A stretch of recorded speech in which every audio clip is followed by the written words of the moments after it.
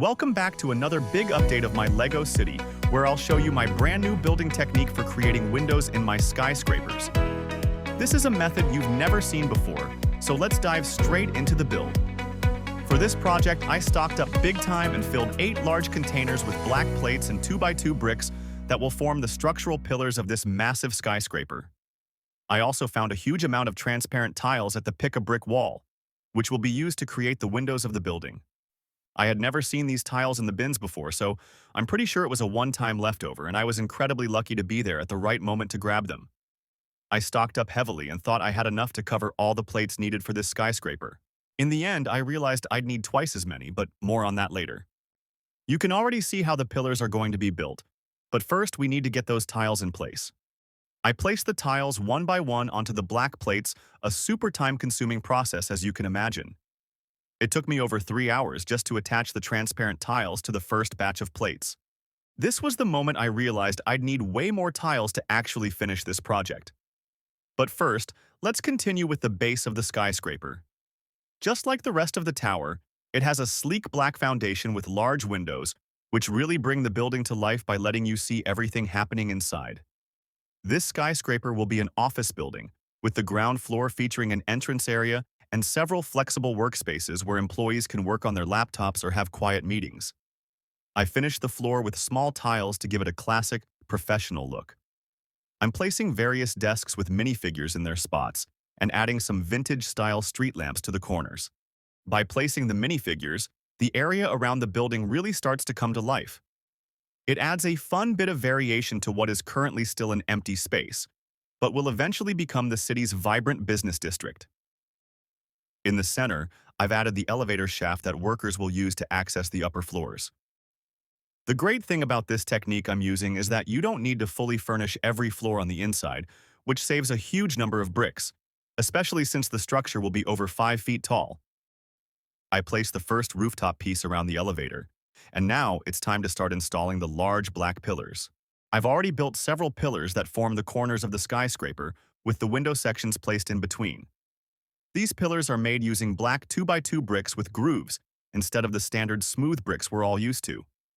I think this creates a cool new effect in the design, and I'm really curious to see how it's all going to look once the full structure is finished. In the footage, you can see how I attach the window sections to the white pillars. This provides the necessary stability to keep the windows firmly in place. These white pillars are then connected to the 8 black structural pillars that frame the windows. This also helps make the entire structure sturdy enough to move without falling apart, which is a key requirement when building modular. You don't want a skyscraper collapsing the moment you try to relocate it. The advantage of using 2x2 stud pillars is that you can connect them internally without anything being visible from the outside. I used gray plates to reinforce the structure and provide extra stability. Now that the first of 4 sections has been assembled, I am moving on to placing another set of 8 pillars. These are connected in the same way and line up perfectly to support the white window frames. I considered splitting the building into 2 detachable sections, but ultimately decided to make it one solid structure. As you can see, I had to rebuild the first section because I wanted to finish the bottom with black tiles, which meant raising the entire structure by 1 layer. I'm adding the window sections on all sides again, and the skyscraper is really starting to take shape. With half of the skyscraper now complete, I made another trip to the LEGO store to stock up on bricks for the final stretch. I had to buy way more plates than expected. Somehow you always end up needing more than you planned.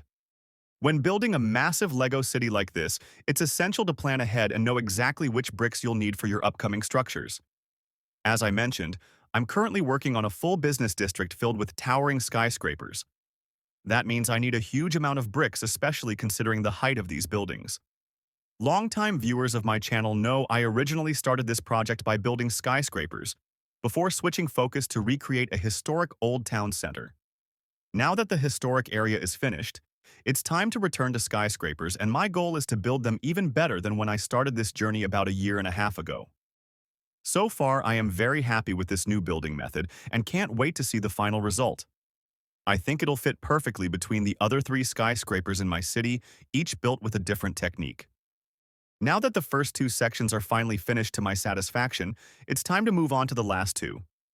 The skyscraper keeps getting taller, And as you can see, it's becoming a challenge to work on the upper part.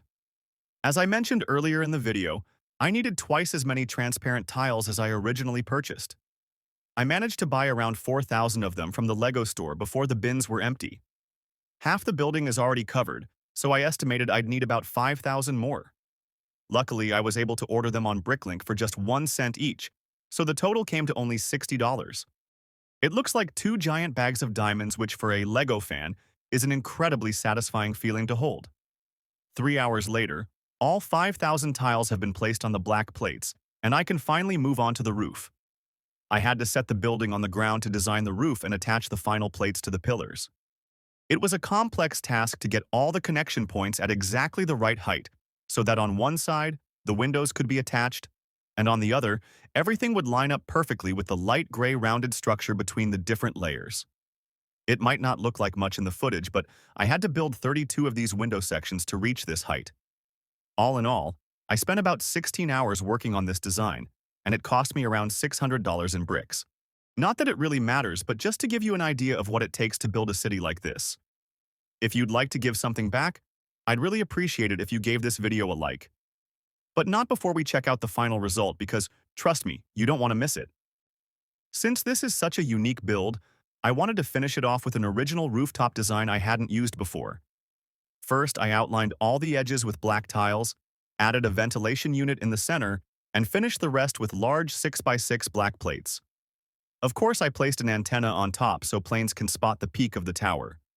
As you can see, I couldn't press the plates down properly at first, so I had to remove the roof to get everything aligned and connected correctly. Between the black plates, I added dark gray tiles in the same color as the ventilation grill, which gives the roof a really cool effect, don't you think? Now that the roof is in place, it's finally time to position this spectacular skyscraper in the city. This time, I decided to place it 2 layers below street level so that the interior floors align perfectly with the surrounding pathways. Placing a massive structure like this is always a tense moment, but now that it's standing, it looks absolutely stunning. It's about the same height as the other skyscrapers around it, but thanks to the new technique, it really stands out, at least if you ask me. To finish things off, I'm placing a few minifigures around the building, including a construction worker, admiring the result of his hard work. Now that the skyscraper is finally complete, I honestly can't stop looking at it. The windows create such a unique effect that I'm really happy I chose to use this technique. Of course, I'm also curious what you think about the window design and the rest of the building. Let me know in the comments, and don't forget to like and share this video, so as many LEGO fans as possible can see this new way of building. Make sure to subscribe as well so you don't miss any future updates. This entire area is going to be filled with spectacular new skyscrapers that you won't want to miss. Thanks for watching, and I'll see you in the next update.